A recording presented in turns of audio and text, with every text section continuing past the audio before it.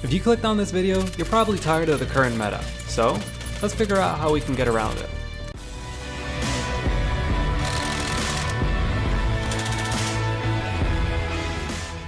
The problem with the current meta is that the time to kill is way too fast, and the guns that can achieve that are way too easy to use. While it is difficult to combat these weapons without using them themselves, it is not impossible, and I see a lot of people making the same mistakes whenever they try to use off-meta weapons. Obviously, if you have a power position and the person is forced to come to your location out in the open, you could technically kill them with just about anything, but I'm talking about comparing these weapons in a head-to-head fashion. To fight against the meta, you have to pick a gun that has some sort of innate strength, and sadly, semi-auto marksman rifles and pump shotguns do not make this list because you could be using a tactical rifle from Cold War because they use assault rifle ammo instead of sniper rifle ammo, and you could be using any semi-auto or even full auto shotgun. Since regardless of what shotgun you use, you're going to need at least 2 shots to down someone, but that leaves pretty much every other gun in the game. So let's start with assault rifles. Assault rifles are in a pretty good place right now, and if it weren't for the FFAR and the TAC rifles, they would still be one of the best options that you could have.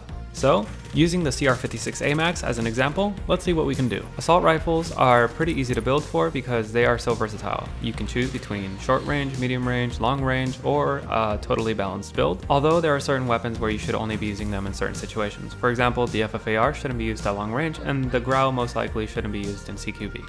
No matter your build, you're always going to be wanting to run a suppressor, usually one that also boosts your velocity, and pair it with an appropriate barrel. In this case, one that reduces recoil and adds velocity and range. Unless you're only playing solos, you're going to want a larger mag. And if you plan to be in CQB at all, you're going to need stippled grip. The 5th attachment in a more balanced build will help it lean towards a specialization.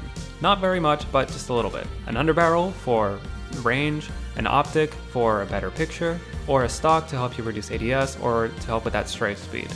If you do run an optic, make sure that it fits the build. Don't put a 4x scope on a build that can't handle its recoil very well. And make sure that your reticle actually helps you hit things. Alternatively, if you want to build more towards medium range and you know you're not going to be getting CQB, you can definitely swap out stippled grip for an ADS stock. To show how similar builds end up being, here is a more close range FAL.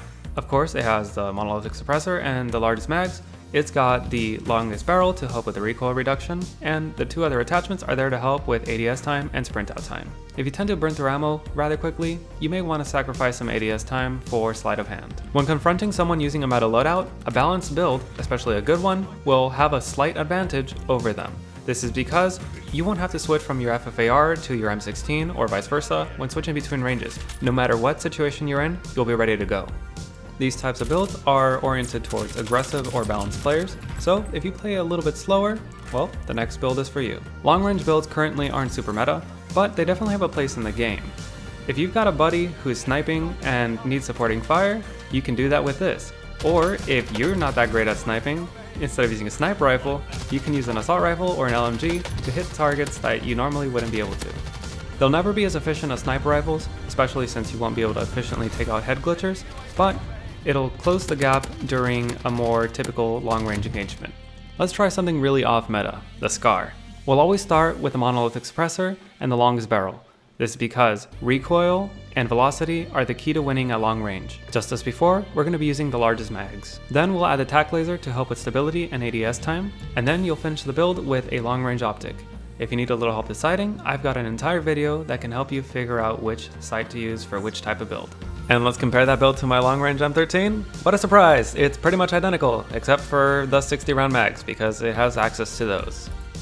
Long-range LMGs pretty much work the exact same way. Start off with a monolithic suppressor, and then you move on to a long barrel, or the longest barrel, depending on what type of build you're trying to achieve, suppressing fire or laser beam accuracy. Then you match your barrel to a specific optic. The longer the barrel, the more zoom, and then you put on the TAC laser. The 5th attachment is usually for a larger magazine, but sometimes you can use it to reduce your recoil even more or speed up your ADS time. With a build like this, you'll be engaging targets at a range where you'll be able to hit them, but they won't be able to hit you. Comparing it to a long-range Finn, we've got the monolithic suppressor, the longest barrel, TAC laser, optic, and this time we're adding 100-round mags. For a long-range build, it's completely up to you whether you want to choose an LMG or an assault rifle. Basically, do you want more mobility or do you want more ammo? So how can you use long-range builds to counter the current meta? Well, sniper rifles, if you don't stop firing and you're landing your hits, they're not going to be able to get a shot off. Maybe they will, but it most likely will not be accurate due to flinch. And for burst weapons, there's a certain range where their bursts start becoming a little bit too inaccurate, so they'll have to either correct more or whatever, but either way, they're not going to be hitting all their shots in that burst, so they won't be instantly deleting you. Just make sure you don't push your range too far. If the enemy is smaller than your reticle, you're probably not going to be hitting them very well.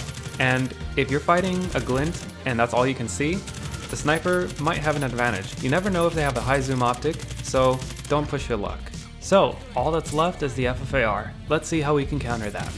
The FFAR has a great time to kill, but it was recently nerfed that its ADS time is a lot slower at its base. People are still running it as a close to medium range weapon, so the ADS times on those builds are not that great. A lot of SMGs would be a really good counter for this older style build, but for those who have switched, you basically have to outdamage them at a closer range, or just be so mobile that they can't hit you. To combat the first type of FFAR, I'm going to be using the MP7 as an example, although this build will work with many other SMGs. We're going to start with a monolithic suppressor and the largest magazine available. Then we're going to get the stippled grip tape because we want the faster aim down sight time and faster sprint out time.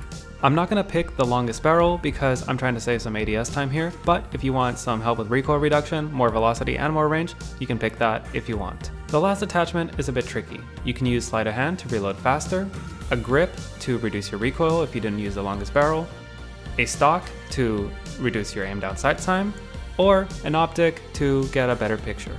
To use this effectively, you're going to want to make yourself as fast as possible. You're going to want to drop shot, jump shot, do whatever you can to get in the fight as quickly as you can before the enemy can even react.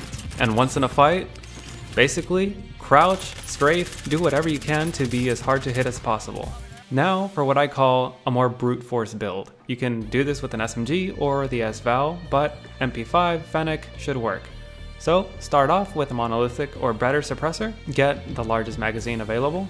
You're probably going to want sleight of hand, especially on the AS Val and the Fennec, and of course, you're going to need stippled grip tape. You need to sprint out and aim down sights faster than your enemy. And for your final attachment, you're going to want to either use an ADS stock or a laser, just not the tac laser, because if you're pre-aiming, you don't want to give your position away. You're going to have a lot less range and velocity than the other type of build, but this build's all about rushing in and getting someone down before they even know what hit them. If you shoot first and all your shots hit, there's absolutely no way that you can lose. If you haven't figured it out by now, basically, mid-range is the hardest place to beat the current meta. The M16 and the AUG just dominate 40 to 60 meters, and it's pretty difficult trying to outplay them there. If they're mounted up on a head glitch spot, good luck trying to get them if you're within that range. But it is possible to beat them. All you gotta do is close the distance or push the range.